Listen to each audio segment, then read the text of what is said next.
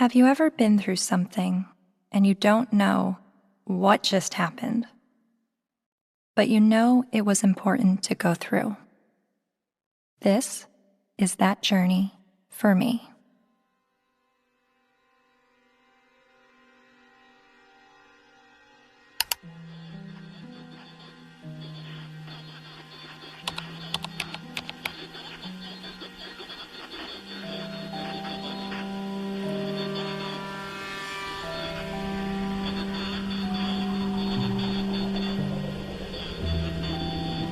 Misogynist rantings would be at home in the far-reaching internet subculture widely described as the men's rights movement, a toxic distillation of the worst aspects of American sexism. It's a universe of message boards where men get together to express their hatred towards women. I thought men's have all the advantages in the world these days. That's utter nonsense. Men are routinely ground up in a family court system that is misandrist and biased against them. They are the majority of the homeless. They are the majority of suicides. They are the majority of the drug addicted. They are the majority of the unemployed. They are the majority of school dropouts. They are a majority of those in prison. How do we know that they're not the cause of these problems? There's a reason that women live longer, Mark. Let me tell you. It is because we are stronger and we are happier at the end of the day than most men. And that is factual, and you know it. And when men are married to women who scream like you, they just want to die sooner. When you have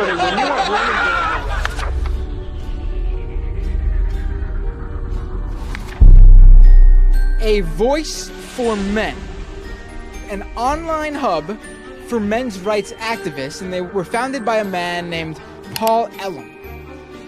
It's a website called A Voice for Men that's run by a man named Paul Elam, which is male spelled backwards, but it is his real name, apparently.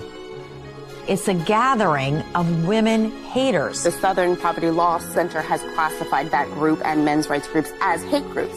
He wrote a piece declaring the month of October to be Bash a Violent Bitch Month. I mean, literally to grab them by the hair and smack their face against the wall, he wrote.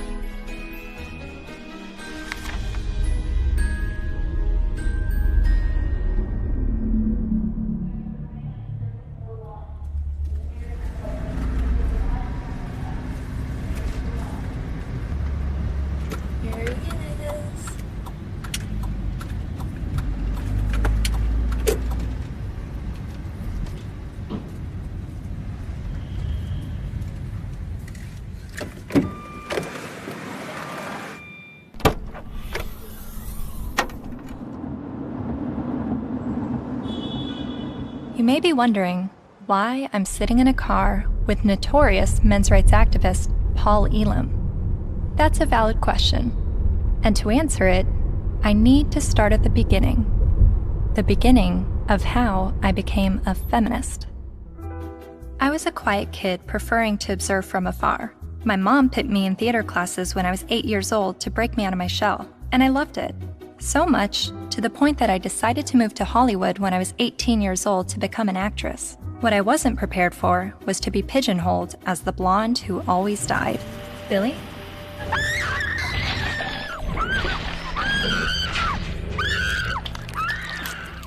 Granted, I had a good scream. But the characters I played weren't alone in feeling objectified.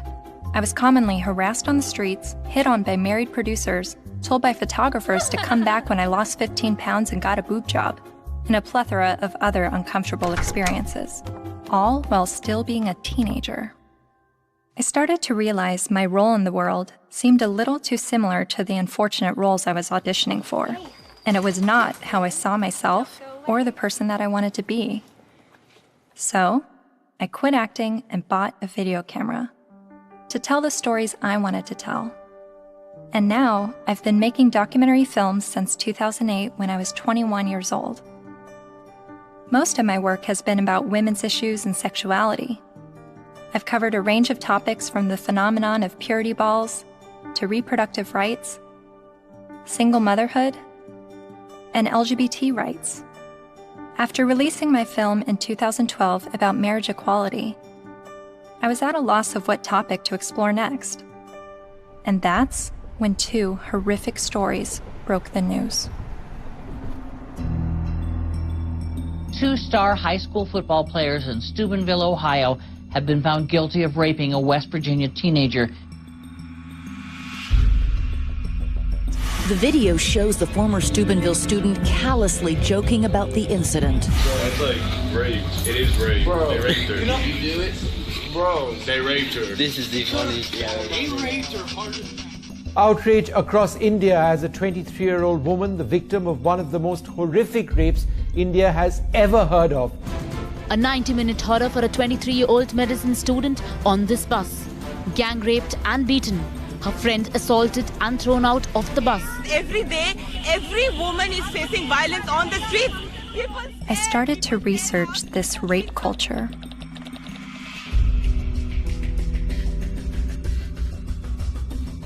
A website called A Voice for Men popped up. Paul Elam wrote about how women long to live out their rape fantasies, to be taken by a man she's never spoken to, let alone given consent to. As I read, I was asking myself, is this the rape apologist that I've been hearing about? The victim blamer who perpetuates rape culture?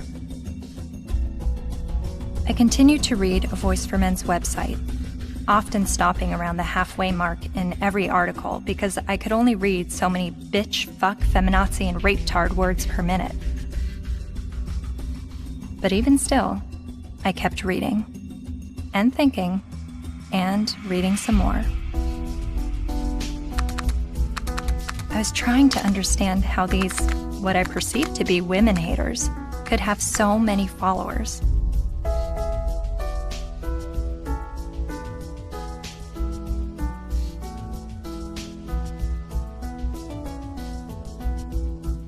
So, I decided to meet these MRAs. The ones leading the movement, and some of their followers too.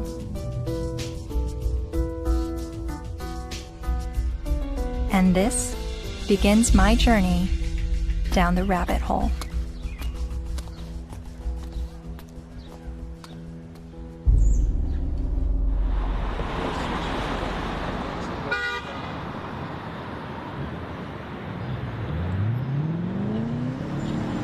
This, ladies and gentlemen, is an historic moment. Never before has there been a gathering of this magnitude to support men's and boys' issues. We have got serious problems. I have been working in this area advocating for the rights of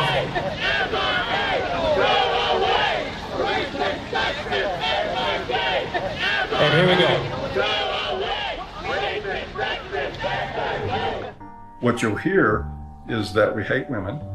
You'll hear that it's a backlash against women's rights. You'll hear that we're regressives that want women back in the kitchen and making sandwiches and barefoot and pregnant. You're just bitter, you're a loser, you're a whiner, you're ugly, you're undesirable, you're lazy, you're scary, you must be a racist, you must be a misogynist. When we do speak out, women often don't want to hear what we have to say. And so then we're called names, we're called whiners. And this is the way people who don't want men to talk about issues try to shut us up. We all know that you guys are a fascist, Nazi friend group of white supremacists. No other way to openly organize other than calling yourselves a men's rights group. We're somehow disempowered because we're white men. Maybe it's just because you're pathetic. We're here to fight how misogynistic assholes think they have the right to oppress women. White men are starting to feel misplaced because women are sharing space. It's disgusting, and scroll the fuck up, and don't confuse suffrage with oppression. Everyone suffers, it's universal. I am a man, and I need feminism. And it is crystal clear that the problems for men and boys are real. I would like to turn the microphone over to Paul Elam of A Voice for Men for some words.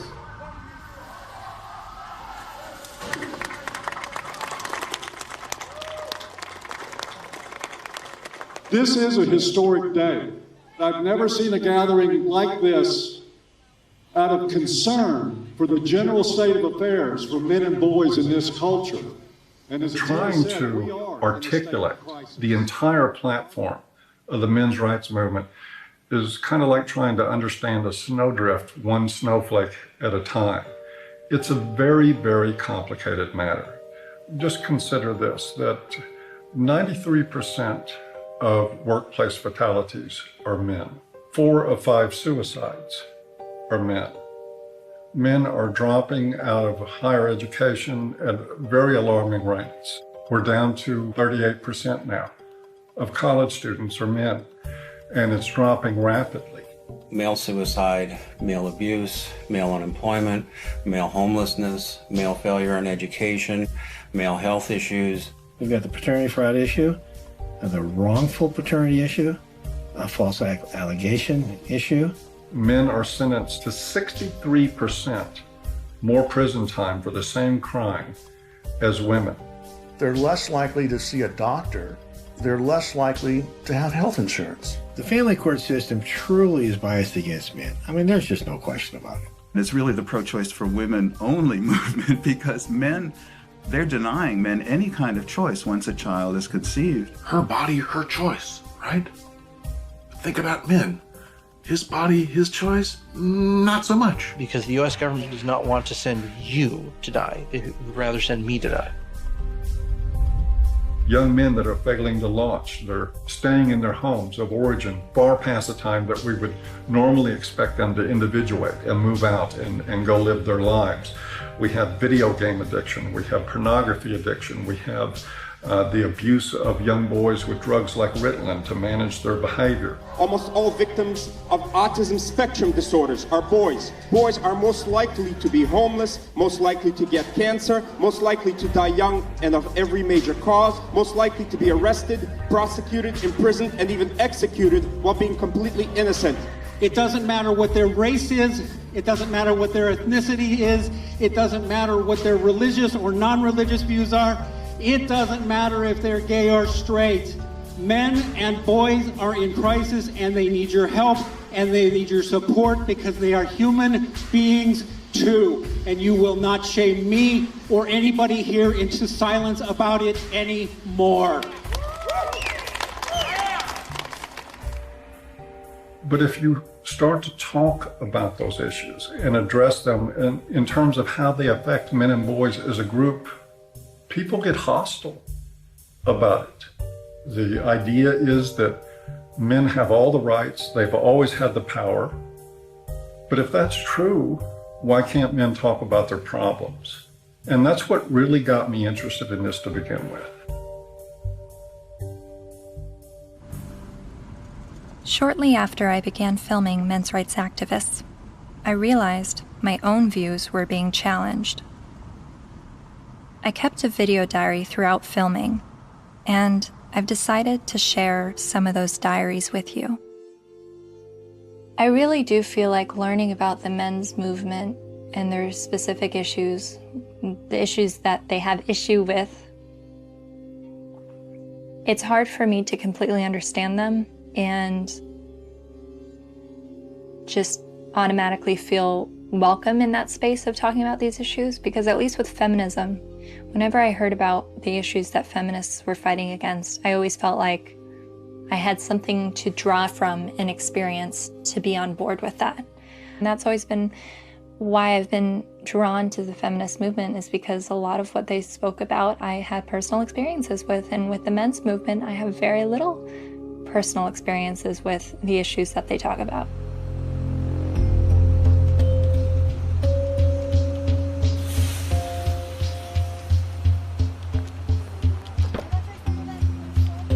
A cab driver who was driving a cab 70 hours a week was not saying, I am earning this money to have power over my wife.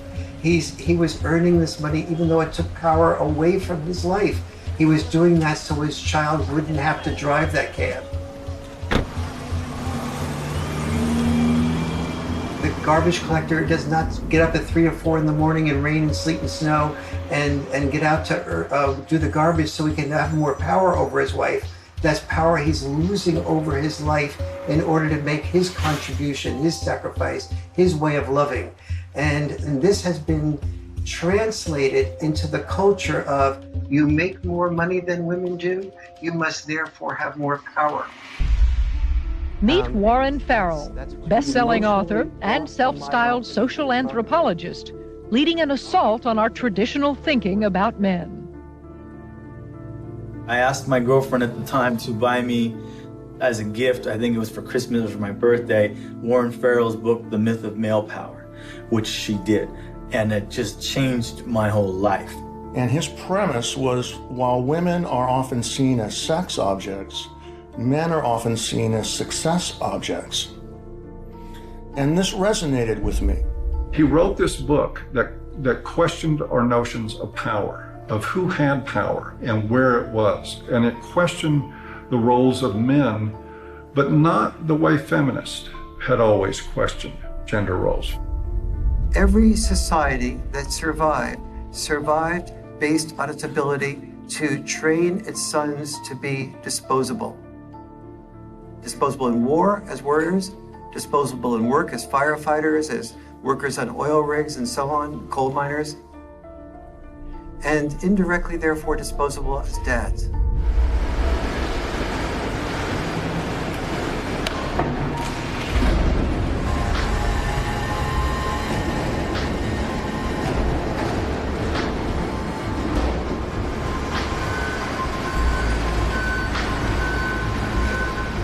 What happens in men's life when they're raised that they're worthless unless they're a provider, that they must work, even if they have to take on extremely dangerous work, they must get this done or they're useless as men? That is very, very powerful stuff. See, feminism did see accurately that we value male work more than we value female work. But there's also the issue that we value female life more than we value male life.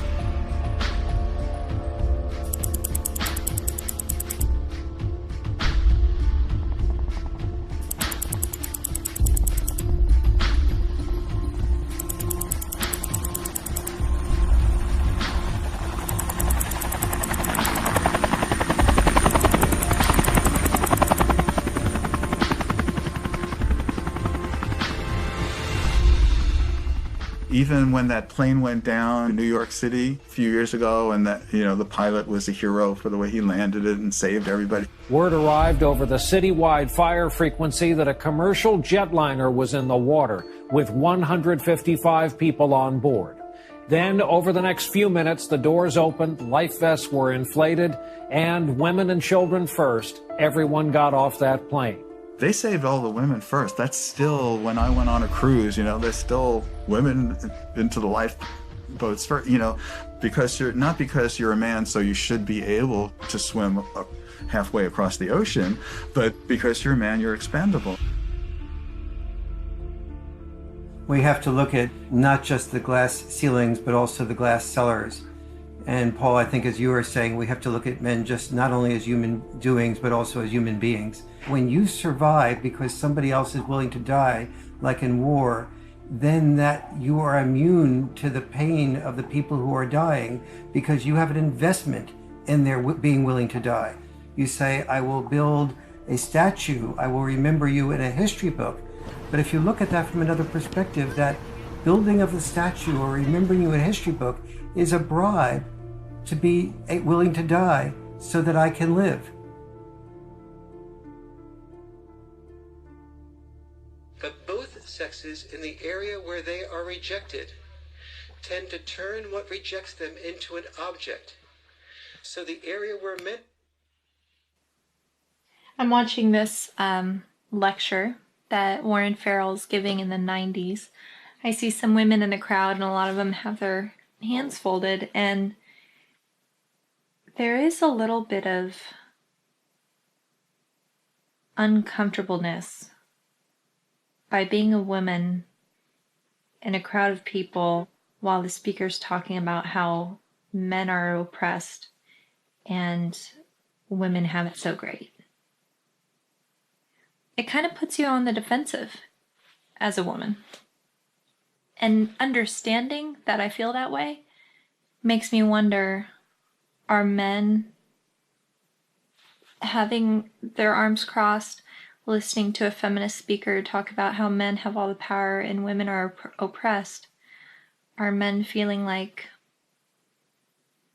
what are you talking about?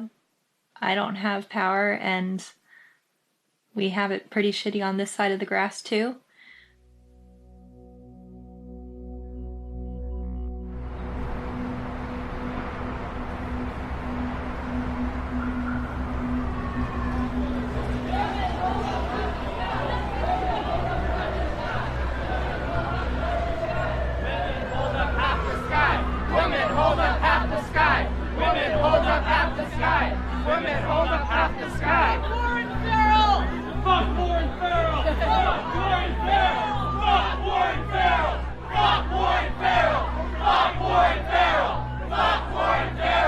In 2012, Dr. Warren Farrell was speaking on behalf of men's issues at the University of Toronto in Canada.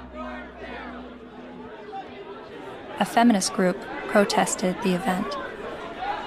Be fucking ashamed of yourself. You're fucking scum. You are fucking scum.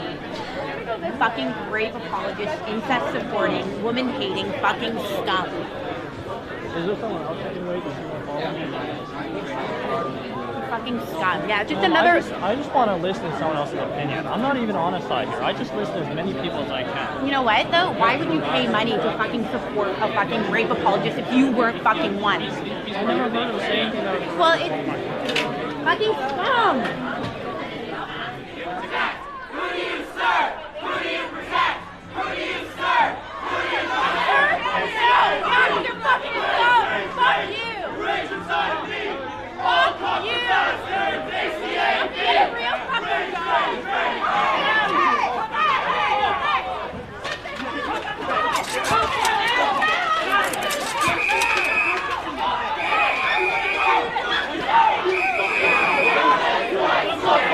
This is what men's rights look like. This is what men's rights look like. This is what men's rights look like. This is what men's rights look like. This is what men's rights look like. This is what men's rights look like.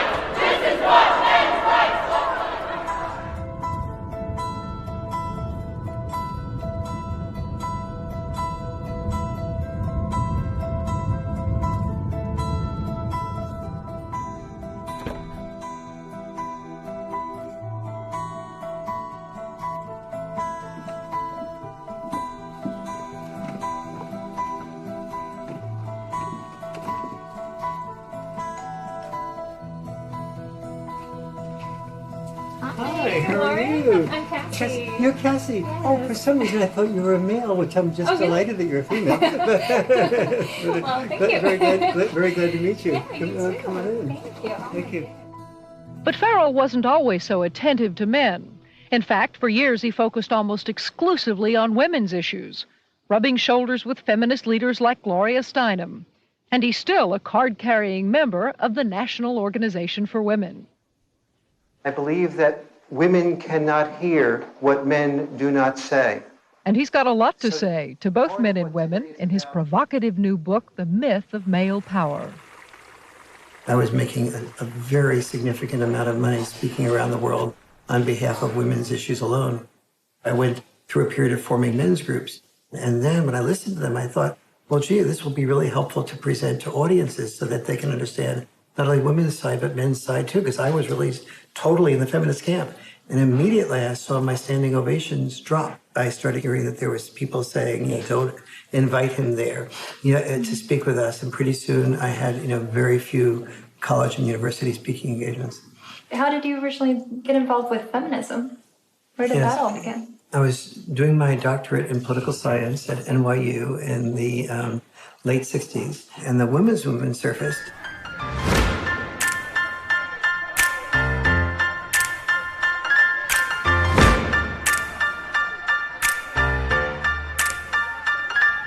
And I started to say, this is the most exciting thing I've ever heard, because I'd heard of civil rights, gay rights, But suddenly, women were saying, I don't want to be confined to just being a homemaker or a secretary. And so it's like, why shouldn't women be encouraged to do everything they possibly can do? And at that point in time, I saw a lot of women marrying men that they weren't completely in love with, but the man earned a fair amount. And so I thought, that's just a form of prostitution extended over a lifetime. How depressed that must make a woman. And it's not going to be good for a man either. He never knows whether he's loved for who he is or loved for what he has. And he's afraid to give up producing because he's afraid to lose love. And so women who were successful to me appeared to be women who would free men from having to be all, wrapped up in just being the only breadwinner and supporting 1, 2, 3, 4, 5 people, which, it's one thing to support yourself. When you're supporting 5 people, you don't have the freedom to question your boss because you're supporting 5 people.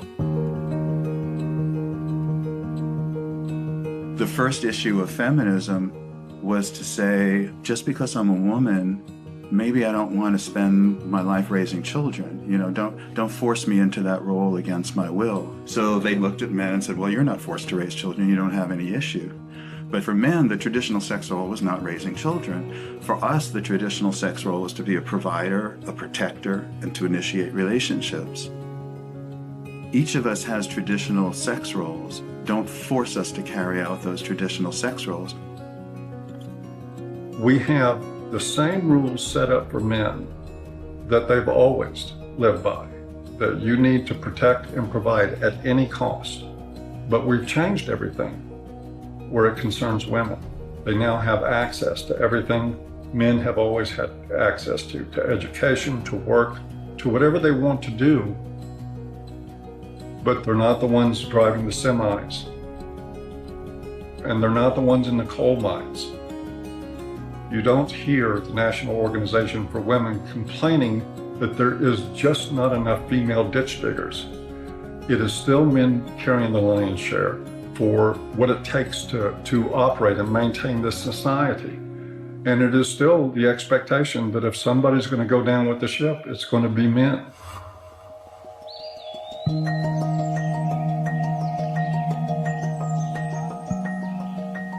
Flexibility in roles is where we should be all headed.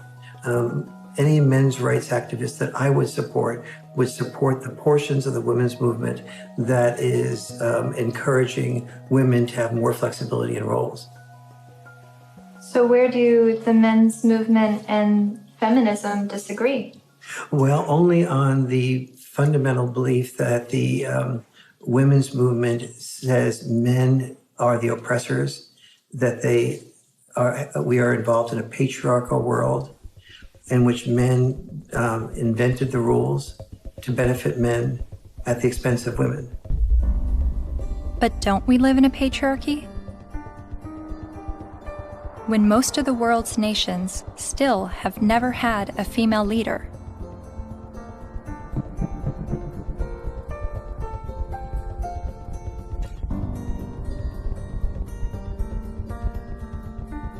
And less than 5% of CEOs of Fortune 500 companies are women. You have to look at this in a larger perspective. Patriarchy is the result of gender roles and not the vice versa.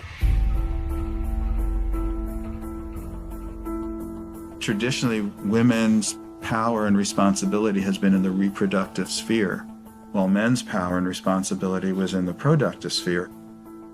You have to reproduce to continue the species, and you have to produce to feed people so that they can reproduce. So, it's like they work together.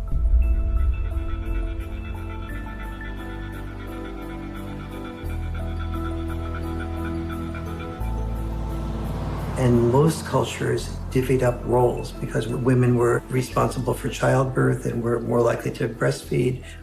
They're not more likely to, they did the breastfeeding. They tended to be involved in the role of raising children. Men tended to be involved in the role of raising money or making a killing of the animals or making a killing on Wall Street. But those were our obligations. So that's why industry was male-dominated and government was male-dominated, because that was our job. And so what we call patriarchy is men giving into the expected roles that they're supposed to give into, and many of those roles are very harmful. Working exceptionally long hours, difficult hours, dangerous jobs, getting killed on the job. Even politics, a lot of people describe as masochism. Imagine what it takes to be a successful politician. Imagine how much of your personal life that you give up, how much you work, how much privacy that you sacrifice, how much freedom in your day-to-day life that goes out the window. There are more men willing to do those things than there are women. We got 10 for everybody. But also, just because men are the ones, for instance, writing the laws in general, doesn't mean that the laws are protecting men. You hear about patriarchy, right? All the evils of the world's from patriarchy, but we're the ones dying, you know? And we die for you guys, you know, to protect our families, our friends. In every society that's ever existed, women have had privilege and protection that men did not. For example, we never hear about how men were excluded from the Forced Labor Convention of 1930 for years. The Forced Labor Convention was an international treaty that banned slavery and forced servitude, but it made an exception for able-bodied males ages 18 to 45.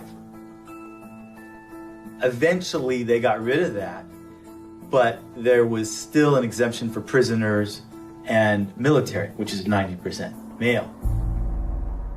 Stop pretending that you're oppressed and men are your oppressors. It's a lie, and it's a hurtful lie, and it's a hateful lie, and it's wrong.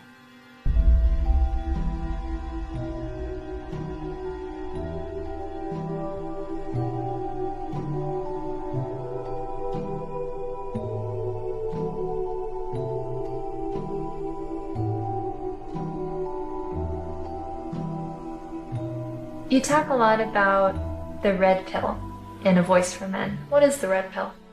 Oh, it's sort of a cultural slogan. It comes from the movie The Matrix, where the character Neo is given the choice between a red pill and a blue pill. You take the red pill, you stay in Wonderland, and I show you how deep the rabbit hole goes. And if he swallows the red pill, the scales will be peeled back from his eyes. He will see everything that he hasn't been able to see. And if he takes the blue pill, he'll just go back to sleep and live in his sort of unaware, semi-comatose state forever and probably be a lot happier. It's a pretty apt analogy. So what is the blue pill in this world? Well, the blue pill is the paradigm that most people live by, that men have all the power, that they've always had all the power, that domestic violence is a problem that's committed by men against women only, that sexual assaults are only committed by men against women, that women don't make the same money for the same work as men. Teach men not to rape. Only men can stop rape. Men commit domestic violence. We need to stop violence against women instead of just stopping violence. That is feminist training. The MRAs say that we live in a blue pill world where women are victims, men are perpetrators, and it's all a lie. And that we're brainwashed to believe this, and that it's not true, and that men are slaves in this world, and women are... I don't think women are necessarily the puppet masters, but I think they're saying that women have the easy way out, and men are, they're given medals and statues and written in the history books to justify them dying and being slaves to work or being used to progress societies.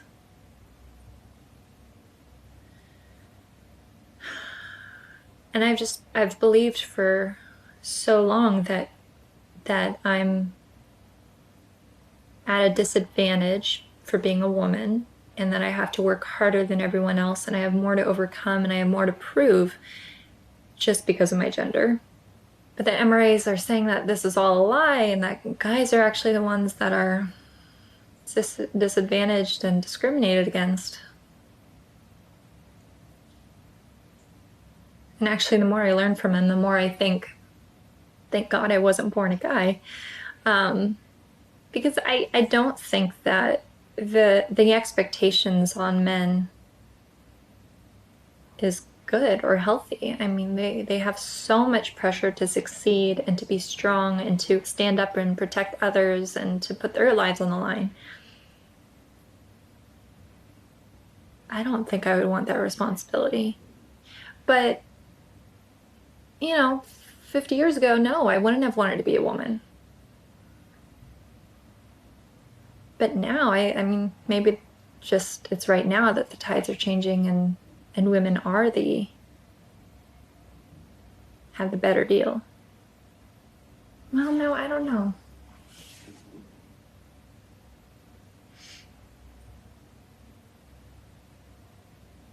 And then sometimes I think the MRAs are just duping me and giving such a strong pitch about what they believe in to convince me of something that's actually just some out there theory that men are discriminated against and women have the advantage. Yes, this is Cassie Jaye. It's regarding a documentary about the men's rights movement. And we're looking for feminist voices now to speak in the documentary.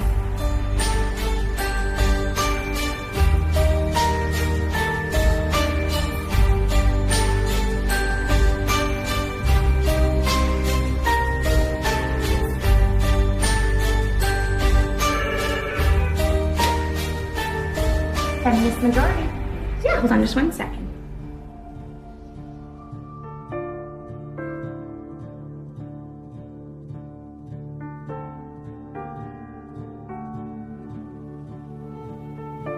So I realized, okay, I need to bring some feminists into the mix to make sure that we have that side spoken for. I was researching rape culture, and so that's how I stumbled across a website called avoiceformen.com. So some of the people that we've already interviewed on the MRA side is Paul Elam with A Voice for Men. Yeah. Are you familiar with him? Oh, I'm familiar with them. I've never met them. Yeah. Obviously, they've spent a significant amount of time and energy denouncing me, so I figured I might as well have a look at what they say. Yeah, really, the men's rights movement is part of the backlash. The backlash? To feminism. The men's rights movement really got going as women began to make gains, and some men have felt threatened by the opportunities that have been opened up to women. And I don't know if it's because some of them feel threatened that they now have to compete with a lot more people for their jobs. They now can't get into the best schools if a woman or a girl has better grades. Think about it. Grandfather's generation probably had it pretty well, right?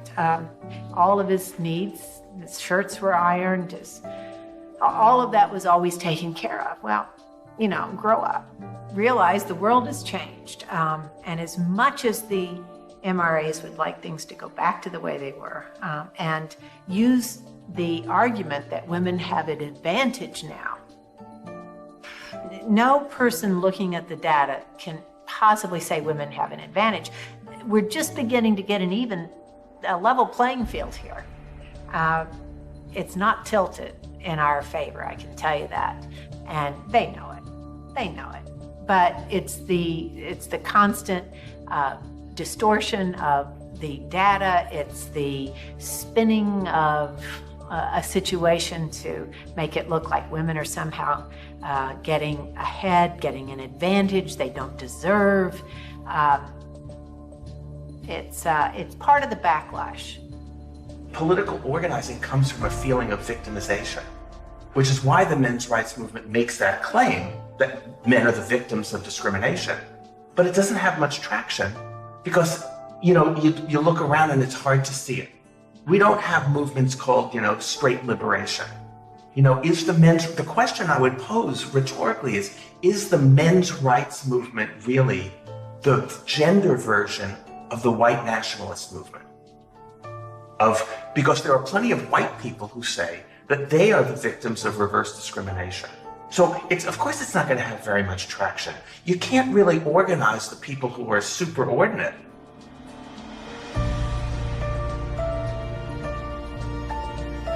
So do you think that men are being discriminated against in any way? Not under the law. Men are not disadvantaged under our laws. Or in the business world, as a class, men are not underrepresented on corporate boards or at the top of the Fortune 1000 companies. In the corporate world, in the business world, in a lot of parts of academia, in the military, in the sports world, still pretty much a male-dominated world, and where a lot of the privileges and power and status accrue to men. Men are advantaged over women, no question. No one can debate that, not with a serious, not in any seriousness.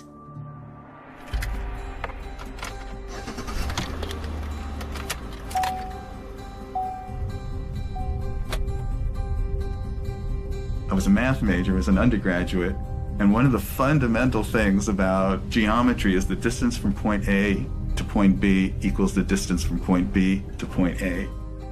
And if women are so different from men that men can't understand the female experience, we need to listen to women to describe it, then the male experience is so different from the female experience that you can't understand it. You need to listen to us.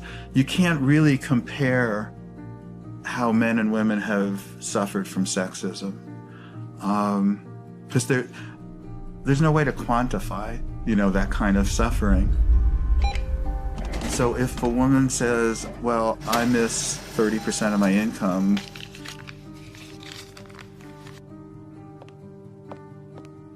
more than you miss 6 years of life, there's no way to quantify that. Or I've lost a job opportunity because I'm a woman. There's no way to say, well, I've suffered more than you because you've lost a kid because you're a man.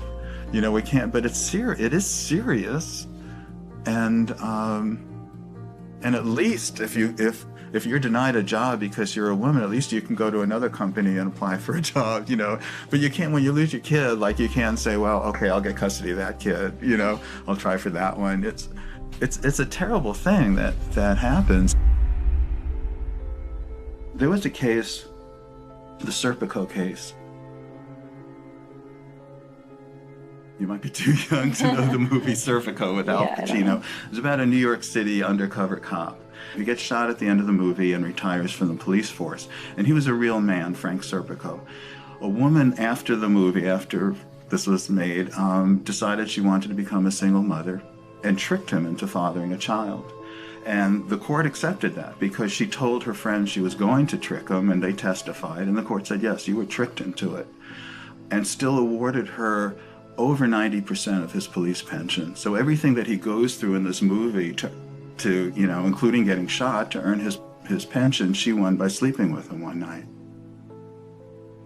My son's mom wanted to have children with me, and I had always refused, saying, you have this anger problem, you need to get counseling, I'm not going to consider having children with you until that's dealt with, because she would lose her temper almost every day and just use any weapon she could, and like a child's the perfect weapon. So I was really definite about that. But she also used to proofread my articles for me. And I wrote an article for Playboy about Serpico. And when she read that, she told her friend she's going to trick me into fathering the child. She doesn't need my permission. And so that's how my son was conceived. Then she said, if you want to see your son, you have to stay in a relationship with me. But if you break up with me, I know all the things that a woman can do to a man. She read all my articles. She saw my talk shows. She said, I know all the things a woman can do to a man, and I'll do them to you. So that's what I had to deal with. Like everything that I had been raising awareness about for the previous 17 years, then she combined into one thing for me to live through. It's really ironic. For the first 5 to 7 years, I guess, we would see each other 4 times a day for exchanges. On average, every single day, I had to deal with some scene. A scene meaning she would just not show up, or she would hold the kid out and then pull him back and hold him out and pull him and just kind of play with me. Or she'd let me have the kid and then she'd stand in front of the car so I couldn't move. You stay in Mommy Town tomorrow. You stay in Mommy Town for a couple of days, 2 days, and then you come back to Daddyville. Another time I saw her hold him by the shoulders and say, "Daddy is a bad man. Daddy is a very bad man." And so he had to go through this long custody battle, and the decisions that they would make, you would just go, how? There couldn't be any explanation. You know, either they're absolute idiots or it's biased. There's just no other explanation for it. One other thing, his mom is obese and wanted him to be obese for various reasons. One thing is so he would identify more with her side of the family than mine, because we're all thin. Another was so that he would enjoy being with her more, because when he was at my house, he had to get activity, you know, and eat well-balanced meals and get his sleep and stuff. And at her house, they would bake brownies and stay up late and just watch TV. And so where would you, if you're a little kid, you know, where would you enjoy being more? But he self-reported to the mediator how upset he was about being obese, that the worst thing in school was when kids called him fatty, and how he cried. And his physician said that he's really concerned medically. And then what I did, he was at an age where he would imitate things that I would do. You know, I gave him a broken shaver, so when I shaved, he would pretend to shave. And what I did was I started weighing myself every morning and writing down my weight, the date and the weight. And I taught him how to read a scale. So he kept his own records.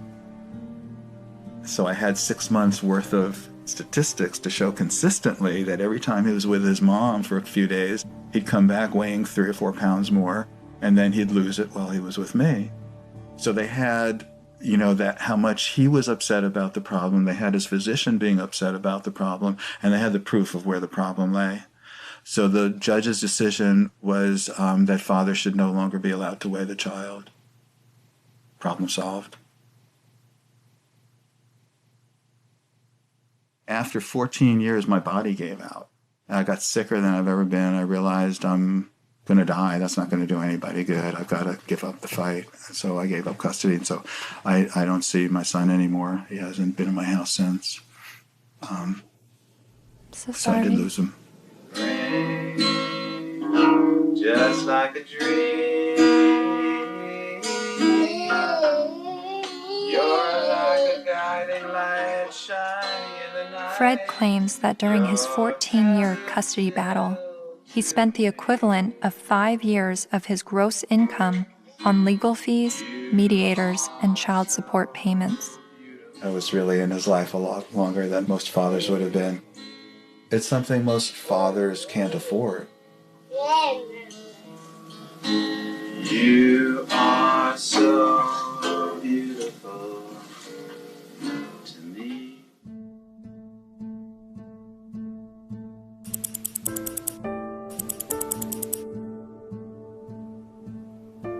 We generally know that fathers don't get as good a deal in family court, and we don't really complain about it until it happens to us. And even then, a lot of men don't. Many men's rights activists come into being men's rights activists as a result of getting a divorce, wanting to be equally involved with the children, and realizing that women have the right to children and men have to fight for children. When your family courts run on the supposition that mothers are more fit to be custodial parents and that fathers are more fit to provide a check every month, and to become what we like to call Uncle Daddy, where they visit their children. To me, that's one of the greatest obscenities in the world, the idea of visiting your own children, where you get to see them for 2 hours on Wednesday night, and you get to have them for X amount of hours every other weekend, and you have no say in how they're brought up.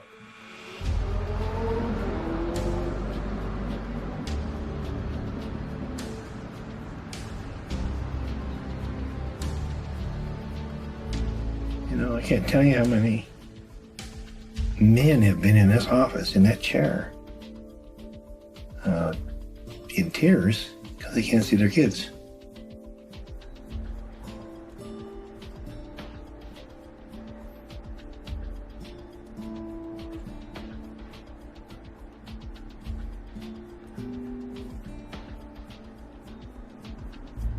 some of this stuff ends up in horrific consequences. Like this gentleman here, that's his little son. They found him dead. Not the son, but the young man. In the desert with a bullet in his head. Day before the family court, where it became known that he was going to get to see his little guy even less. And of course, he'd been falsely accused one time after another. It had destroyed his life. It had bankrupted him. It had driven him into debt. It had caused him to miss work. He was about ready to lose his job. He was in the end of his rope, so he just decided to end it.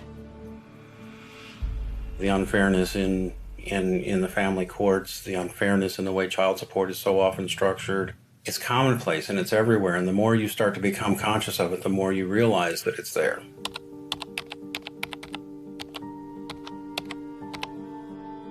I started to research some fathers' rights issues and came across some harrowing stories.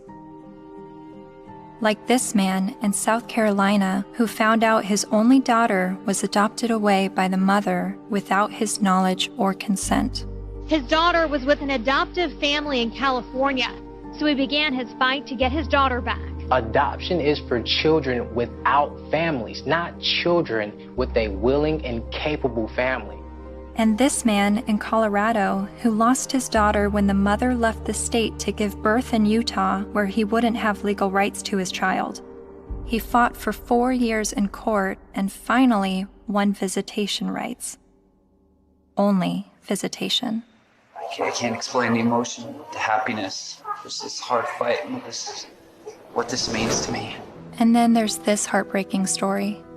The 20-year-old father never left her side until he was forced to give her to adoptive parents this week after Kaylee's mother decided to put her up for adoption. In order to keep Kaylee, Colby needed to file paternity action, an affidavit, and a commencement notice with Utah's Vital Records a day before the mother signed the adoption papers relinquishing her rights. But in Colby's case, the mother only gave him a few hours' notice of what she was going to do. I would like her back. Men in the men's movement are not upset about having to be fathers. They're upset because they're not allowed to be fathers. That guy blows his head out, blows his brains out. Because of family court? And people don't think there's something wrong with that? And we just open the doors tomorrow for business as usual, and that's okay?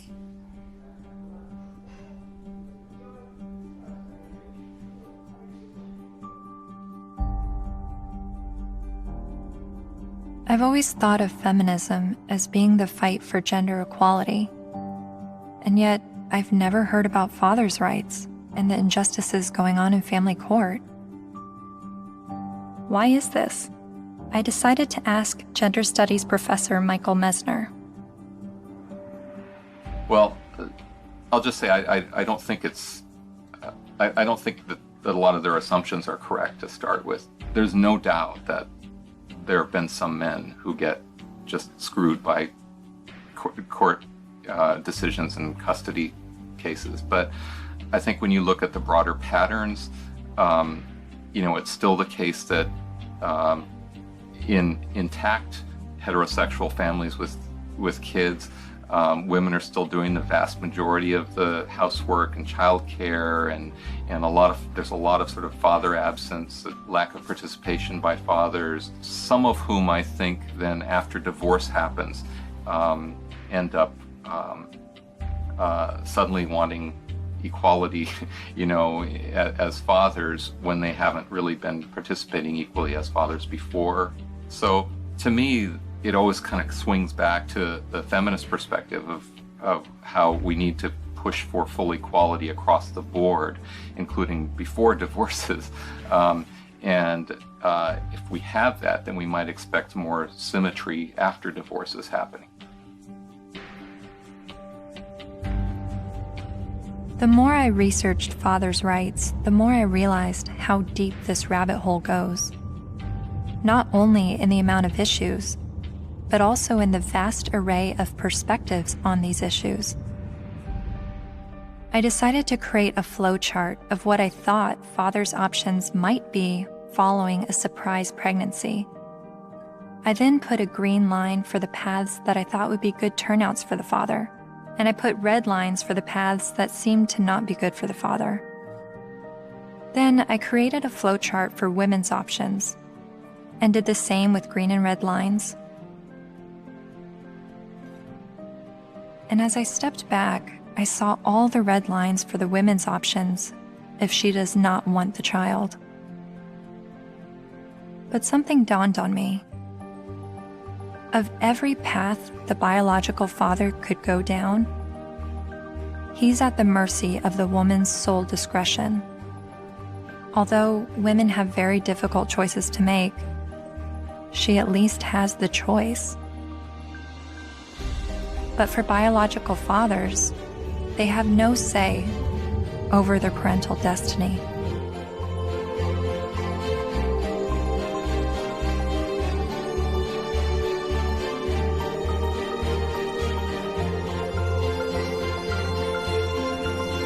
This is my friend Dara. She's 8 months pregnant with her first child, and she's a lifelong feminist. It seems from MRIs, from what I've read, that women seem to have more reproductive rights than men do. I don't know what to say, like, we carry children, they're never gonna carry children, it's just a different thing. So I guess, as much as possible, take the steps to prevent yourself being in that situation. It's just, I don't know what to say. There's no, there's nothing like a woman, you know, women have been blamed for, and still are, for, you know, unwanted pregnancies, choosing to have an abortion, not choosing to have an abortion, choosing to put their child up for adoption, when, you know, the burden lies on a single mother. If the man leaves, there's really, you know, societally, she's lambasted. So there's a lot of things that women deal with in that regard that men don't actually deal with. So I can have compassion for their situation, but I don't know that it's going to change in the way they want it to, because it's biology, you know? So if you're going to be having sex that could result in pregnancy, and you haven't had this conversation with the woman that you're having sex with, you better have it. You better have it fast. That's when the man has the ability to make decisions, either not to engage in sex or to use condoms and to use other forms of contraception. So that's where his role comes in. Once he's impregnated her, she's the one now faced with continuing a pregnancy, faced with the health risks that accompany pregnancy. So his rights have to be exercised early. But once she's pregnant, all decisions must be hers, because ultimately she is the most impacted. There's just no question. And she ultimately has the responsibility for that child.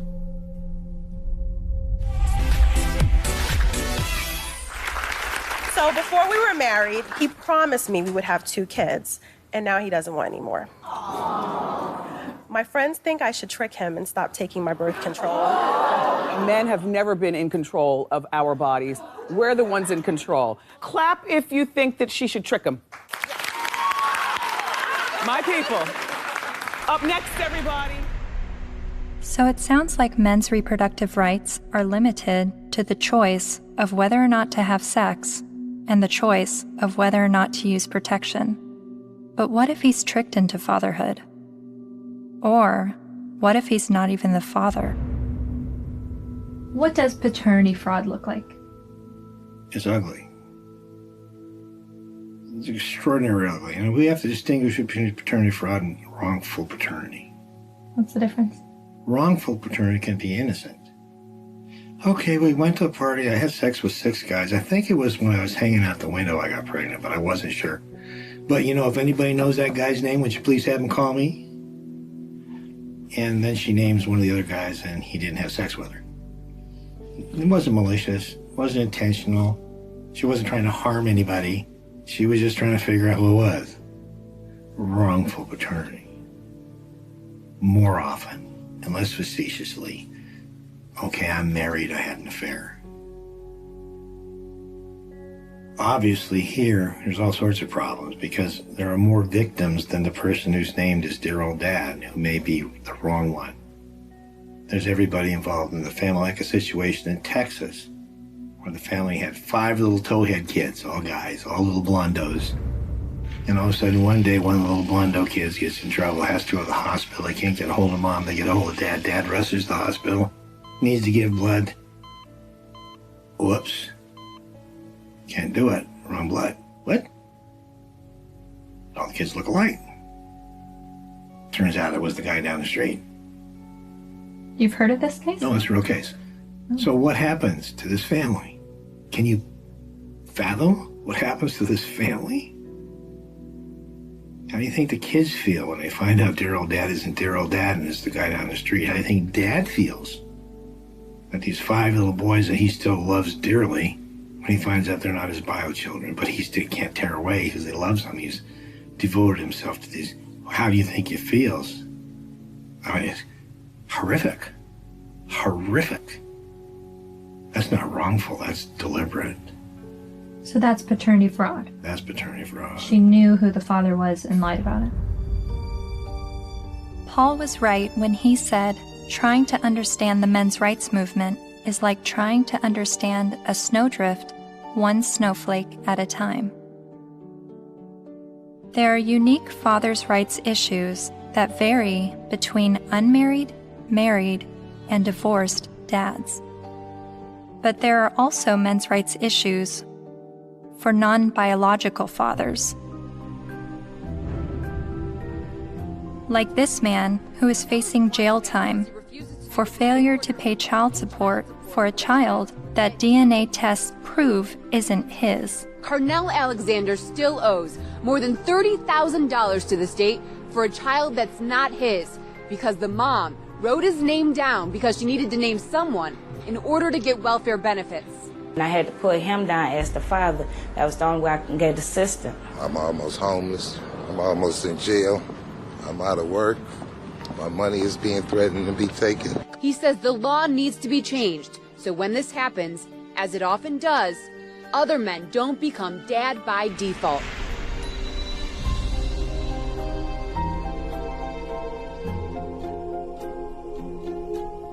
A lot of times people wonder about MRIs, why are you guys so angry? And my answer to that is, why aren't you? How can anybody look at this and not be angered by it? And the only answer to that I've ever been able to come up with is that people aren't angry because they don't see men as human beings.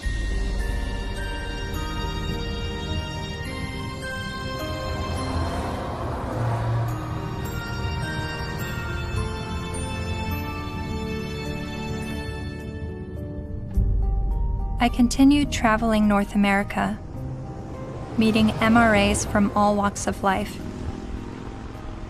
hearing their personal stories, their red pill moments.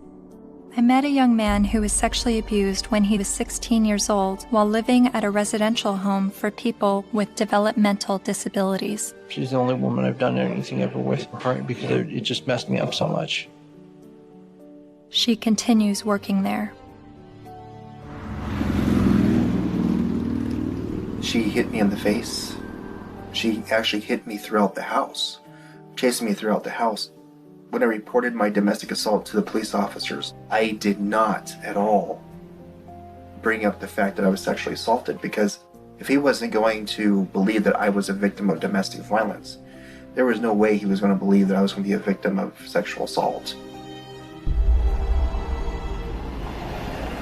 I met the honey badgers, women who are men's rights advocates.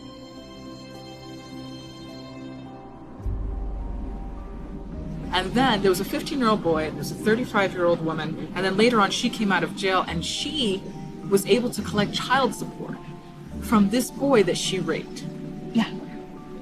After getting out of jail. So there's lack of fairness for men in the court systems.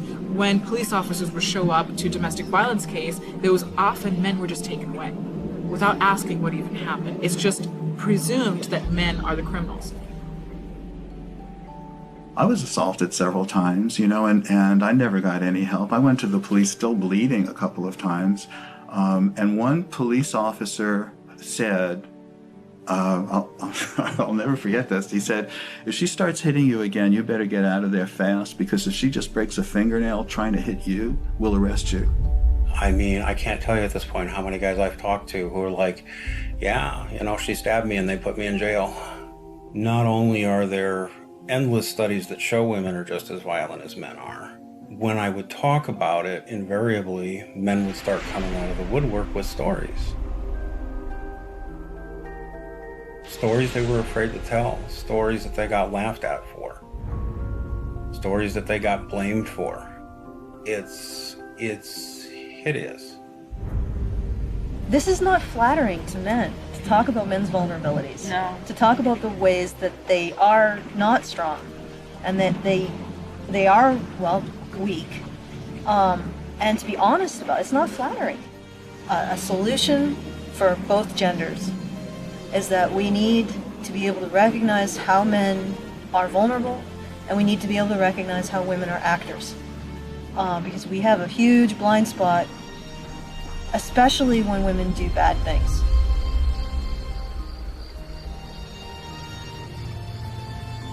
My best friend that I grew up with since kindergarten was being physically abused by his wife, who he'd been married to for 20 years.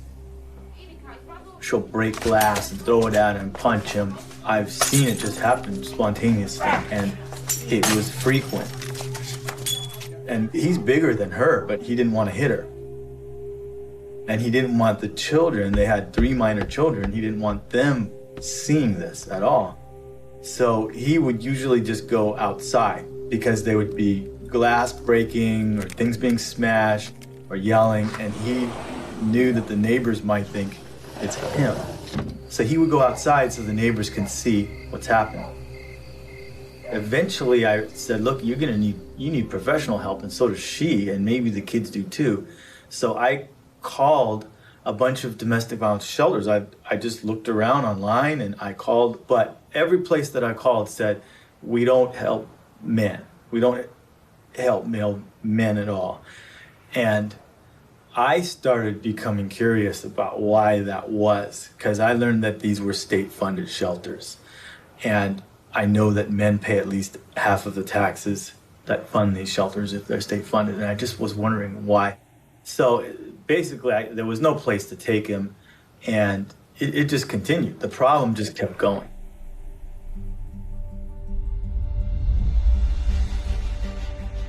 In the United States, there are over 2,000 domestic violence shelters. All of them serve female victims, and nearly all of them turn away male victims.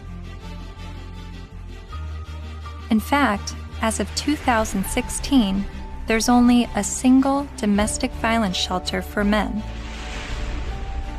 My initial reaction was that there needed to be thousands more women's shelters because that many more women are being battered. But as it turns out, 1 in 3 women and 1 in 4 men will be victims of physical violence by an intimate partner in their lifetime. Sure, there's a slight majority of female victims, but how can that excuse denying men help? Couldn't this be considered gender discrimination?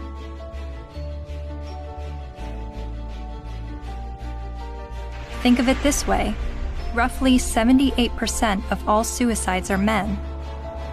If suicide prevention services only served men, wouldn't we see the gender discrimination immediately?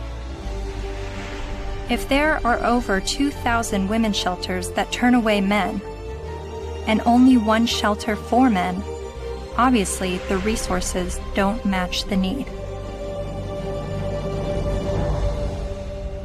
How are you involved in the men's rights movement? Well, from the very beginning, when I first opened the Refuge, which was in 1971 in Chiswick in London, almost as soon as I took the women in, I got a house for men. A Voice for Men's editor-at-large, Erin Pizzey, founded the first ever women's shelter in 1971, and she is widely revered in the men's rights community. Because you see, what I knew from the beginning, most domestic violence is consensual. Both are involved. Sometimes one's the perpetrator, the other plays the victim, then it crosses over. It's not as though it's just all men or all women. It's both, and occasionally innocent victims, very innocent. Battered children grow up to batter, that's what I learnt, whether it be a man or a woman. And I now know that if a woman comes in with a history of violence in her own childhood, the chances are she will be probably violent to her children, and she will want to live on this knife edge of crisis and danger. I haven't been allowed to speak, that's the difficulty. Why is that? Because I'm completely barred from all conferences. I'm not allowed to walk up the step of my own refuge. I bought the bloody building. But no, because there's feminists, the woman who runs it is a very heavy feminist. She won't have anything to do with me. What did you say that made them hate you? That women could be equally as violent as men. That was from the beginning.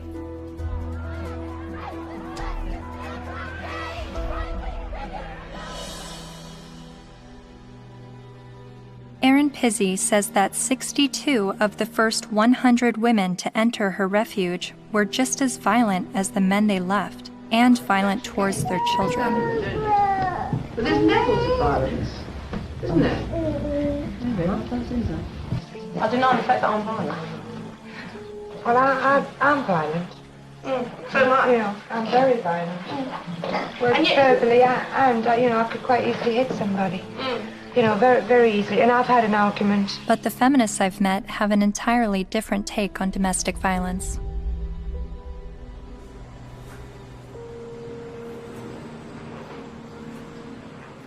On the whole issue of domestic violence, that's just another word, really. It's a cleanup word about wife beating, because that's really what it is, or dating violence. And it's not girls that are beating up on boys, it's boys that are beating up on girls and using violence to intimidate and to control. And we have very few what's called domestic violence shelters, which are places that women can leave their home with their children and get a new start, get out of the violence. But there are not nearly enough of them. We need more funding and more resources, because it is a tremendous disadvantage for women and girls.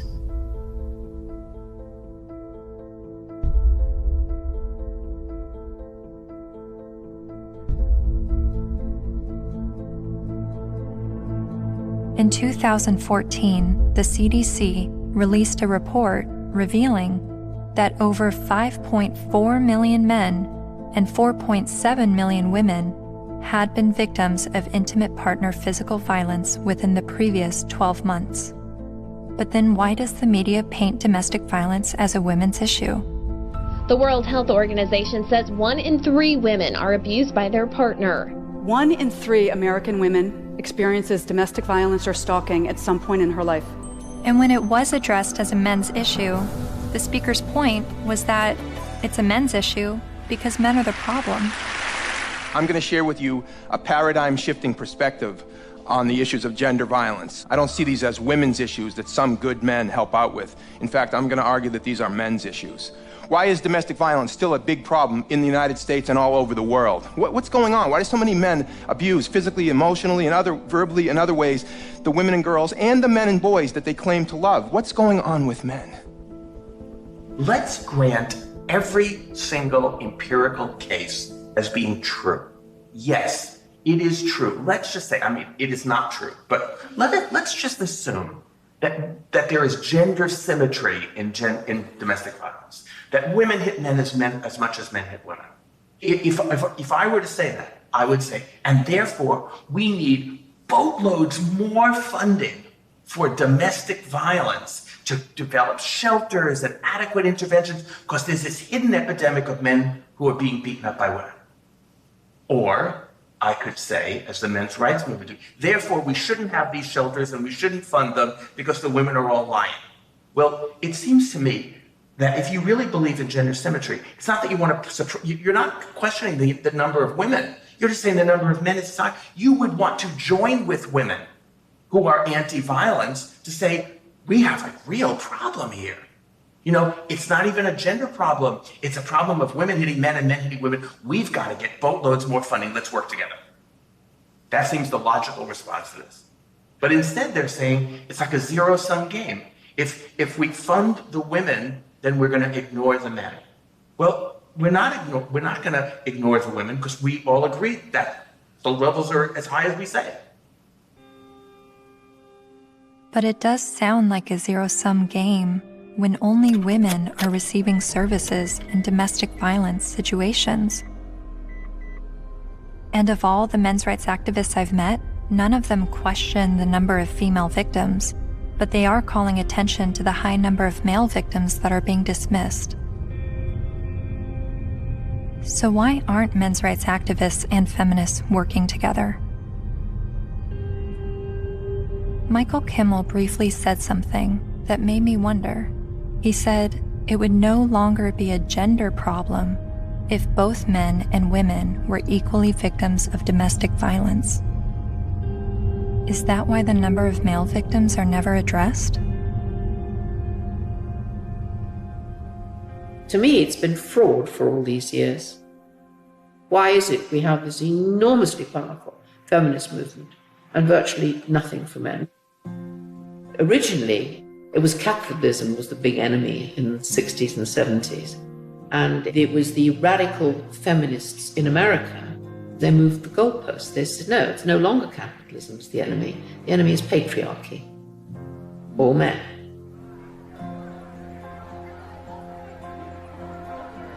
And that's how the women's movement began. And it was enormously successful. The new mood in the refuges was going to be that no men could work in refuges and can't today. They can't sit on the boards. And boys over 9 or possibly 12 can't go into refuges, or you call them shelters. Their mothers have to make other arrangements for them, which I find shocking. And it ring-fenced money. I think that that particular time when the feminist movement were desperate for funding because they'd run out of publicity, and they were desperate for funding, and they needed a just cause. And unfortunately, it fell into their laps. It's an enormous industry. I mean, violence against women, they get something like, well, it's $1 billion and over a year. And an awful lot of that goes on really supposedly rehabilitating men, but essentially punishing them with something that's called the Duluth model. Duluth Power and Control Wheel. You guys know about that? No. I'll give you a copy. In 1977, I think, a bunch of crazy women up in Duluth, Minnesota figured out they had the solution to domestic violence, and it was all about patriarchy and all about men. And it's the Duluth Power and Control Wheel. Because men are all about power and control. Of course, not you ladies. You guys, you don't control anything. You have no power. You're just sweet and innocent little things. Okay. So this power and control wheel is divided up in all these things, you know, about who does this and who does that and blah, blah, blah. Of course, it's all men.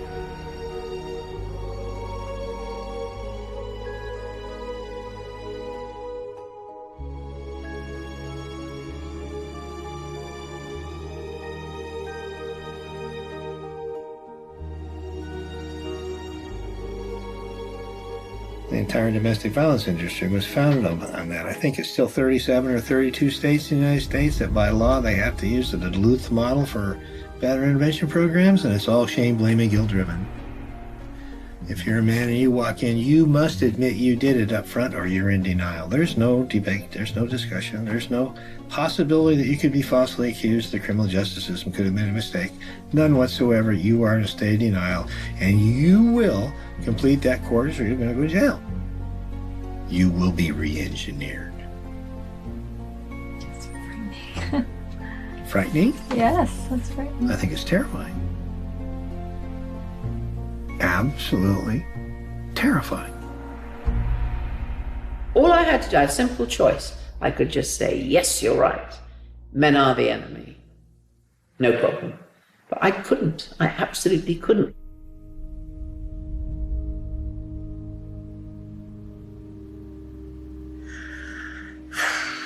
Just getting overwhelmed. Because I don't know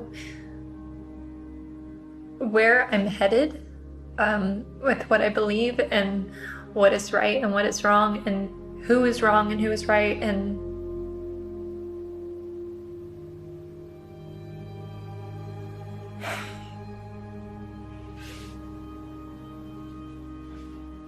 the truth is somewhere in the middle, and that's why I'm feeling frustrated, because I don't know where the truth is, and I don't know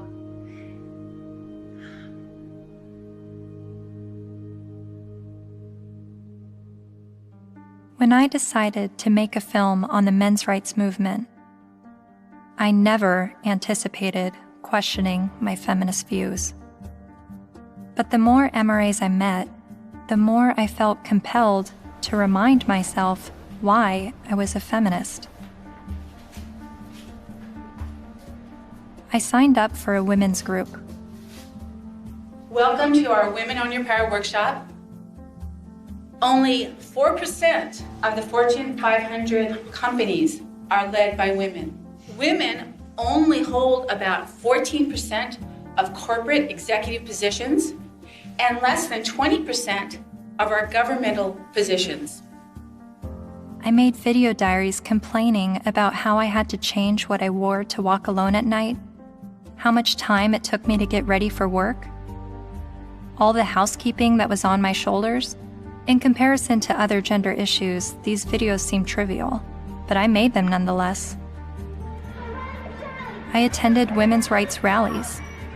No to violence. That's what we are here for, to say no more to violence in any form, especially against women and girls. I repeated women's issues in my head like a broken record. Female genital mutilation, sex trafficking, reproductive rights, maternity leave. And social media helped remind me of women's issues. We have fought for everybody else's equal rights. It's our time to have wage equality once and for all, and equal rights for women in the United States of America. We are struggling for a uniting word, but the good news is that we have a uniting movement. It is called He for She.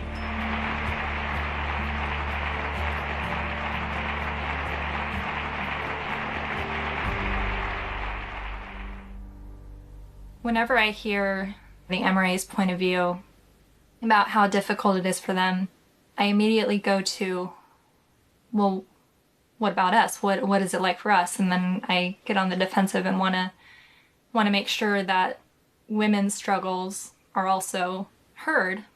And I don't know if that's necessary, because the MRAs are saying that the feminist perspective is the mainstream perspective. But even when I hear their issues, I still want to speak up for the women, because I feel like, I don't know why I feel like talking about one gender's issues now neglects the other. And I guess that's what MRAs have been dealing with, is always hearing about women's issues and feeling like their issues are neglected. But whenever I hear them talk about men's issues, I feel like I need to stand up for women and say, this is what we're dealing with, an equal opposite.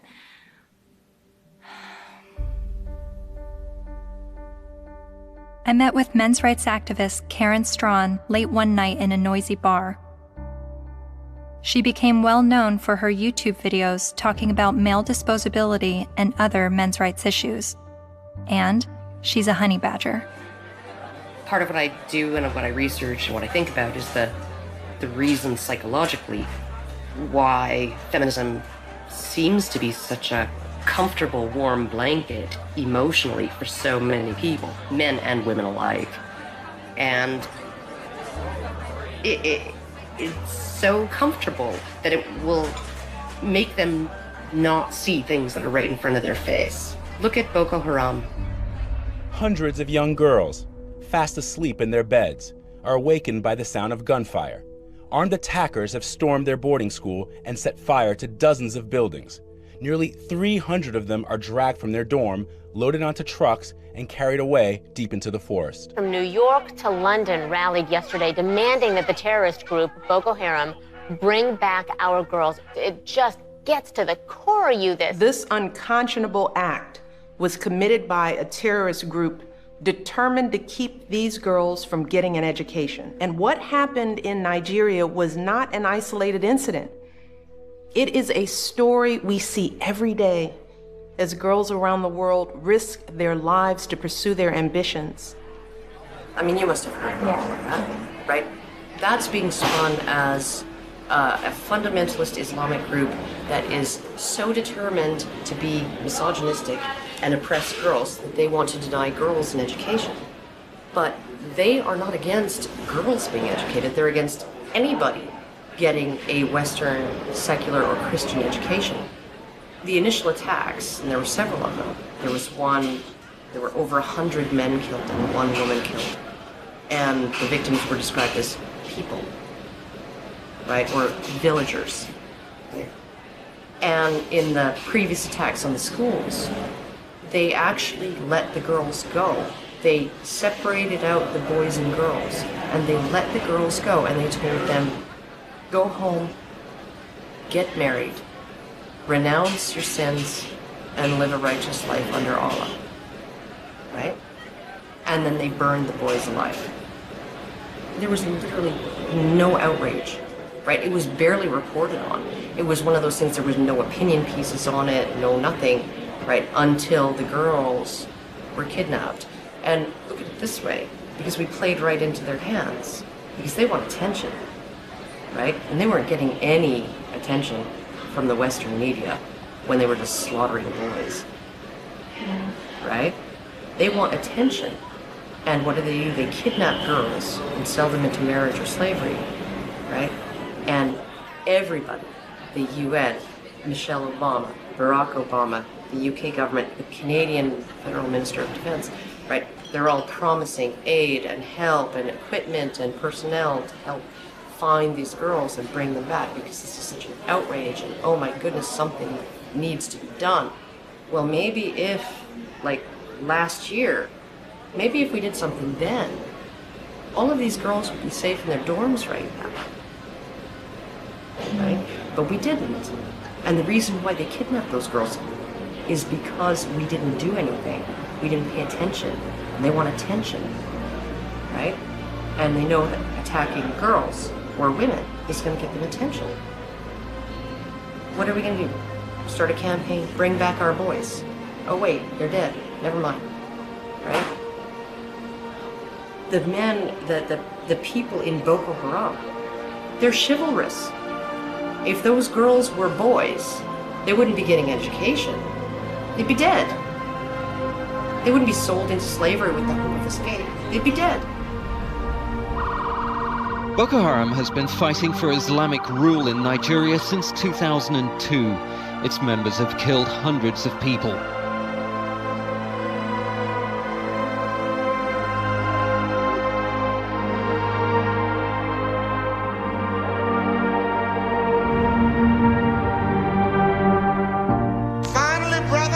At least 69 dead, although some reports put the number at about 150 and scores more injured. For that day when we shall lay down our burden and study war no more. Finally, brethren, after a while, the battle will be over. For that day when we shall lay down our burden and study war no more. Finally, brethren, after a while, the battle will be over. For that day when we shall lay down our burden and study war no more. Finally, brethren, after a while, the battle will be over.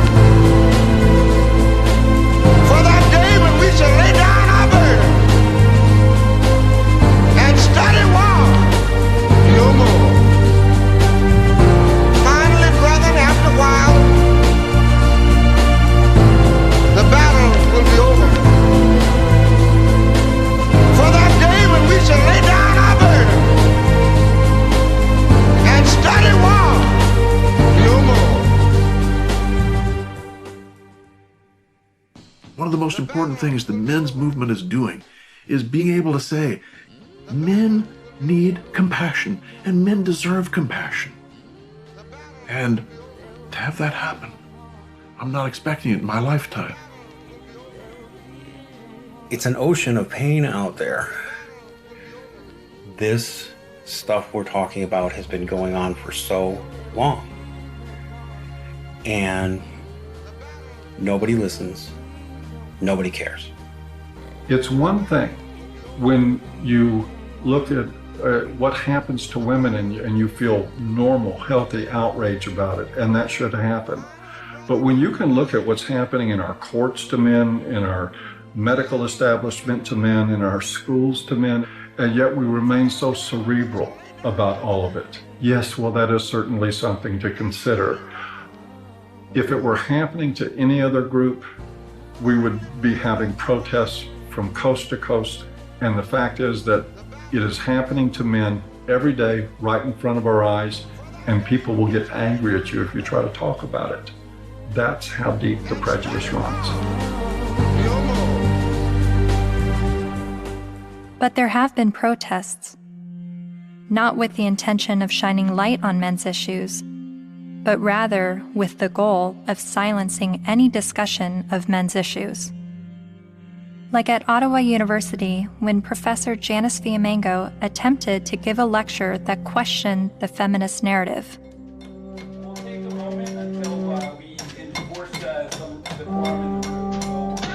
So you think this is a victory?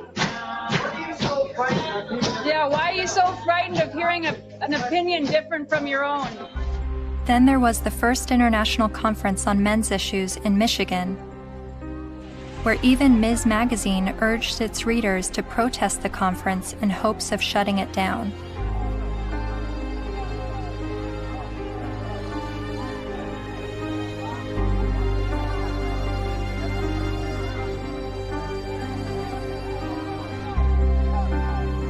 But perhaps the most well-known protest of a pro-men's rights event happened in April 2013 at the University of Toronto, when the Canadian Association for Equality hosted a discussion titled From Misogyny and Misandry to Intersexual Dialogue. About in my 20s, when I went to Columbia to study art history, and that was in '68, and that was the height of the epidemic. And so suddenly I was confronted with the direct possibility of being drafted for combat. And I discussed that with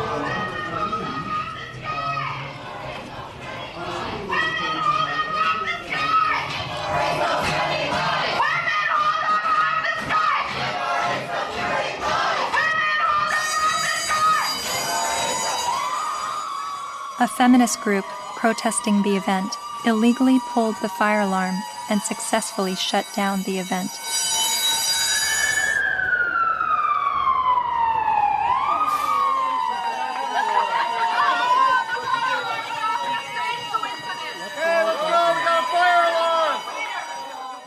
Once outside the lecture hall, feminist protesters and men's rights activists got to speak face to face. So, number one, shut the fuck up for a second. Feminists do not want you to lose custody of your children. The assumption that women are naturally better caregivers is part of patriarchy. Feminists do not like commercials in which bumbling dads mess up the laundry and competent wives have to bustle in and fix it. The assumption that women... This is a list of the things that we're working towards. Now, if you would shut the fuck up for the 50th billionth time, these are things we agree on, actually. These are things that we're agreeing on. And these are things that you've actually all got skewed fucking views on. You think that feminists are trying to take away your fucking rights, but as a matter of fact, what we're trying to do is we're actually trying to work on the same things that you're working on, but except the fact that you're just too busy hating women. You can't fucking see that we're trying to work on those same situations. Are you conflating feminism, which is an ideology, with women, which is a demographic of societies? Okay, Mr. So Derailing for Dummies. Okay. You're still a hate An group. ideology. Yes. I also hate a lot of other isms. So you admit, though, racism, sexism. Oh, bullshit. You hate sexism, but you're an MRA. Okay, no, point taken. We win. You obviously haven't Sorry. read our literature. Okay. You don't actually work on anything. You're not creating any change in the fucking world. Your fucking website's a hate website against feminists. You're not actually creating any change. Feminists do not want you to have to make alimony payments. Alimony is set up to combat the fact that women have been historically expected to prioritize domestic duties over professional goals, thus minimizing their earning potential if their traditional marriages end. The assumption... I'm reading, fuckface. But I'm trying to I'm letting everybody else hear it, okay? It's not just for you, Mr. Entitled. The assumption that wives should... Why do you think the men's rights movement is at odds with feminism? What has created that clash and that war between each other? Well, one, feminism has spent the last 50 years demonizing men, which is sort of one of the problems. Feminist scholars have characterized men as inherently violent, inherently bad, inherently predatory, inherently oppressive. They have postulated that masculinity is a disease. Feminists aren't the only problem. The problems didn't start with feminism. So when I start criticizing feminism, I want you to know you're just part of the problem. They're just part of the problem. You calling men oppressors and women oppressed demonizes men, and I believe diminishes women at the same time. It's a way of telling men to shut up. It's a way of telling men that their experiences don't matter. You tell a man he's privileged, therefore anything he's gone through or anything he has to say doesn't matter. His lived experiences don't matter because he's privileged. So, how old were you when you started calling yourself a feminist? Or how many years ago? It was probably about 3 years ago, I guess you can say. I'm relatively new. Yeah, but I'm pretty loud, so violence only helps the oppressor, not the oppressed. A lot of MRAs say that feminism doesn't fight for the rights of men. What would you say to that? Cry me a river. Really, because feminism is a movement about the discrepancies when it comes to women's equality, because we're still not there yet. You know, so don't even start with that whole, oh, but you don't think about the men's issue. Well, then you know what? Start your own goddamn movement, which they have, but maybe make it a little more about legitimate issues like custody and alimony and things that you think are unequal, which all stem from patriarchy, not from, oh my God, feminists are trying to take away our kids. No, dipshit. That's not what we're trying to do. We're not trying to do that. I mean, if they look at the root causes of why, for example, you know, women get custody more often than men do, women are supposed to be the mothers. They're supposed to be the natural born caregivers. So obviously, you has a vagina, so obviously you're going to be able to take care of the kitties. That's really what it is. It all stems from sexism against women. It's just the oppression dialectic needs to go. It's so hard to convince people to look at men's rights activism and support it without first allowing them to at least escape the stranglehold that feminism has on their minds. I do believe it is dogma. It's zealotry. There are good people in the feminist movement. There are not good people in the radical feminist movement.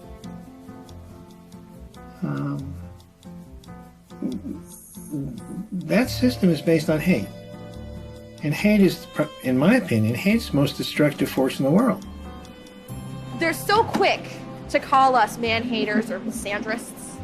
Misandry for life. No, like they're so quick to say that when all we're doing is talking about like patriarchal societies and structures that we want to dismantle. Nothing against men in particular, but just saying, hey, this is a system that we live in, and this puts men above women, and it's not necessarily their fault, but hey, recognize what's happening here, and let's work together to dismantle it. The omnipotent, ever-present patriarchy, the invisible force that directs all of our lives, right, and causes all oppression and all suffering, right, our devil. And the beautiful, wonderful force for justice, feminism, the way. It's the way. It sounds like religion. It sounds like religion. And oh my goodness, for a movement that's only about equality and isn't blaming of men. They name the force for evil after men and the force for justice after women. And this being a movement is very, very, very concerned about the implications of language. So concerned that if you call a firefighter a fireman, it will discourage little girls from aspiring to be firefighters. And sometimes discourage grown women from aspiring to be firefighters, right? By calling them firemen. But we can call the force for all oppression. We can call that essentially men, patriarchy, right? And we can call the force for good and justice women. And that kind of language, that has no implications. We're not blaming men. We just named everything bad after them. They're really angry, and they're angry at women, they're angry at feminist women, but yes, men have gotten a crappy deal. But it's not the fault of women or gay people. When feminism says that they have no part in any of this, I think they're not being honest about it.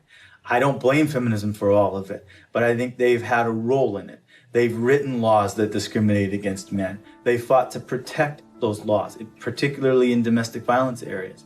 And for many, many years, second wave feminism would go through the statutes and change everything that was gender specific to something gender neutral, unless it was something that benefited women, like the domestic violence laws. They didn't change those. Other types of areas like fathers in prison, there's statutes that specifically give mothers certain benefits that fathers in prison don't have.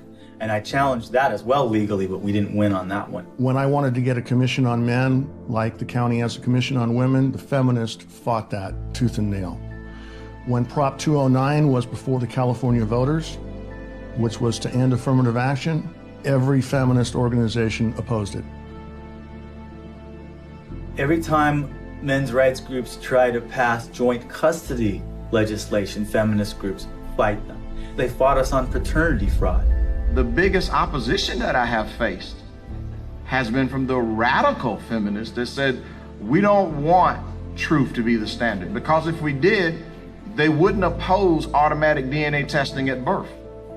And in countries like France, they're saying, well, DNA should mean do not ask, because it's now illegal to even get a test. And if you get a test without the mother's permission, you will be criminally prosecuted. In Sweden, they tried to create a man tax. In India, the men's rights movement is trying to get the rape laws to include male victims, and the feminist groups apparently are fighting that. I'm not saying all feminists are this way, but I think the ones who are affecting public policy, who have the lobbying power, I think they are. If you just look at their actions, they don't want equality for women. They want special privileges for women and girls. And even though they know in a lot of areas men do not have equality, they are silent. The commandant of the Marine Corps said that he thinks, and I quote, all eligible and qualified men and women should register for the draft, talking about selective service. Do you think women should also have to register for selective service like men? I have to think about whether I think it's necessary to go as far as our military officers are recommending. The idea of having everybody register concerns me a little bit unless we have a better idea of where that's going to come out. Where I want people to register, I want every young person to register at the age of 18 to be able to vote automatically. And I think if...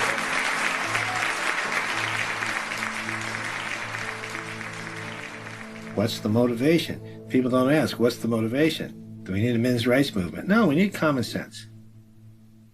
But if there's going to be this women's movement, and this is the movement that's going to do all these things, then maybe we need a counterbalance. They call it men's rights movement or a men's movement. And I hate to see either one of them. I think it's a shame. I think it's destructive.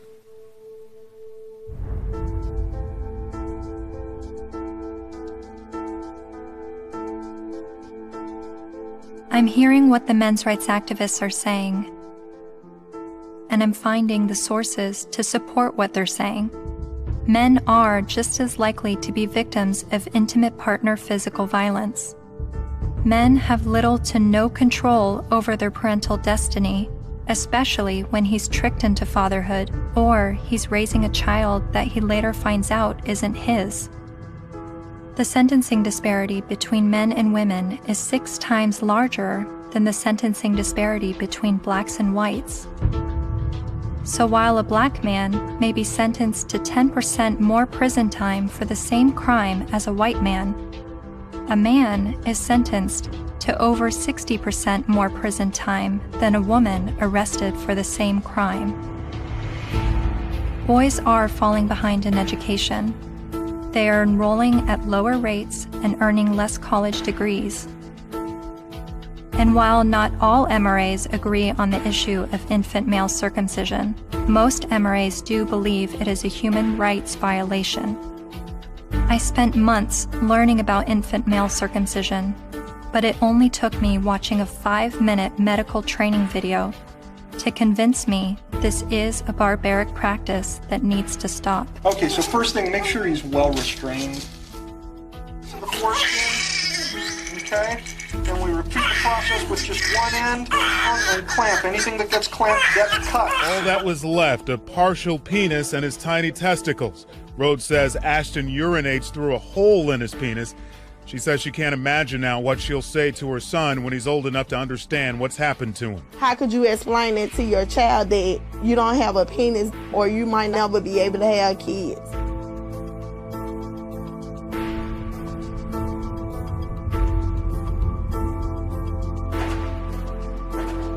Yes, men are the majority of workplace deaths and injuries, war deaths, suicides. They have a shorter life expectancy. Warren Farrell makes the argument that prostate cancer and breast cancer mortality rates are similar, but funding disproportionately supports breast cancer research and awareness over prostate cancer. The red pill is about looking at these issues in an honest way, even when it's uncomfortable. And these things are uncomfortable, but without the willingness to set aside the programming and to set aside the false beliefs about what power is and what women are and who women are. Part of what we do is a pretty serious critique of both sexes. It's brutal, but critiquing the sexes is a real valuable thing. Feminists don't want you to do it though, unless you're portraying women as victim and men as perpetrator. The red pill is about understanding that men and women, like everything else in life, it's a mixed bag. You've got victims and perpetrators on both sides of the fence. And that's all. It's real simple. It's just not easy.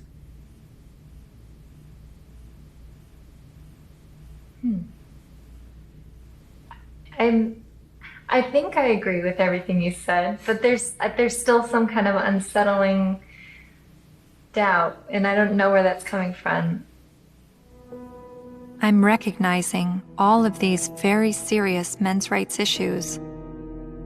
But what I don't understand is how I could be agreeing with men's rights activists.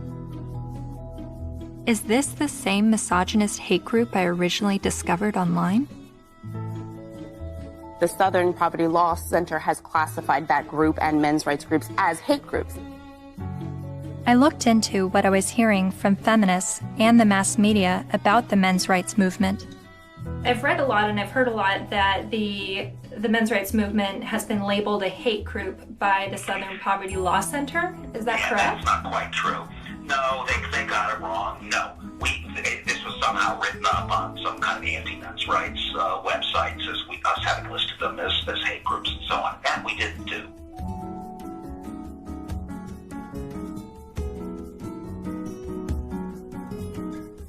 He wrote a piece declaring the month of October to be Bash a Violent Bitch Month. Jesus. I mean, literally to grab them by the hair and smack their face against the wall, he wrote. I then discovered that Paul Elam's famous Bash a Violent Bitch article was written in response to this article by Jezebel called, "Have You Ever Beat Up a Boyfriend? 'Cause, we have." The article cited a study that revealed 70% of non-reciprocated violence was perpetuated by women. The author then went on to say that she conducted an informal survey at the office, and the gist of her findings was that many women had physically assaulted their man, and it was interpreted as either being funny or he was asking for it.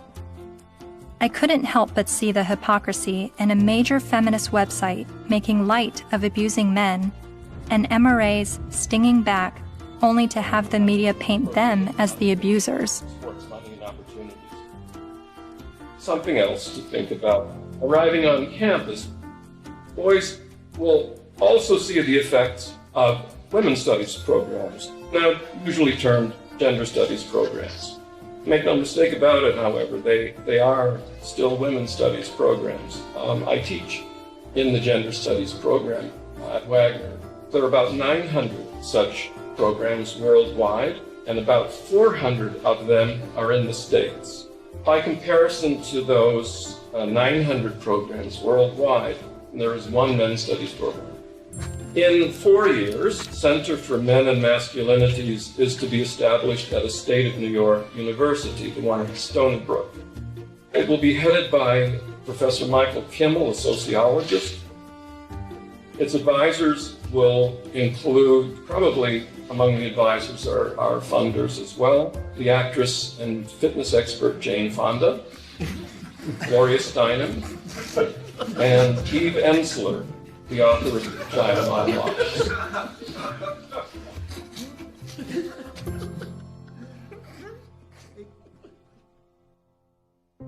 After my year of filming men's rights activists and feminists, my descent into the rabbit hole was not slowing down.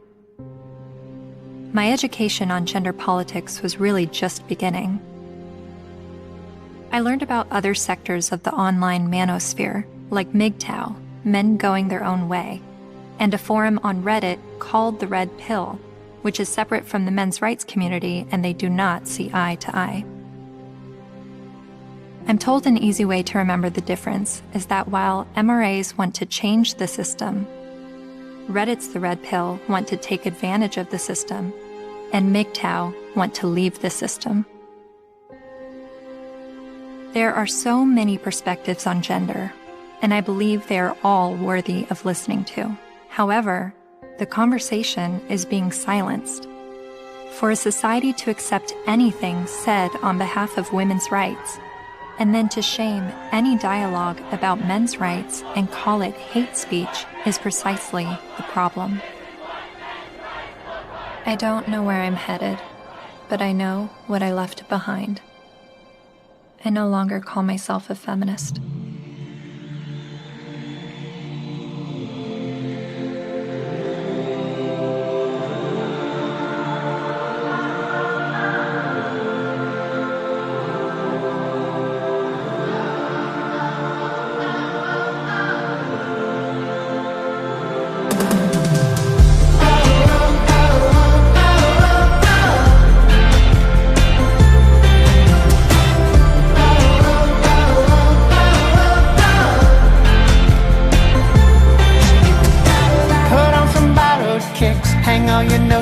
Up. It's never what it is. Wisdom is asking what. There is another side, down where the rabbit lives. My world will blow your mind. Just have a look at it. Think about it. Think about it. Think about it. Think about it.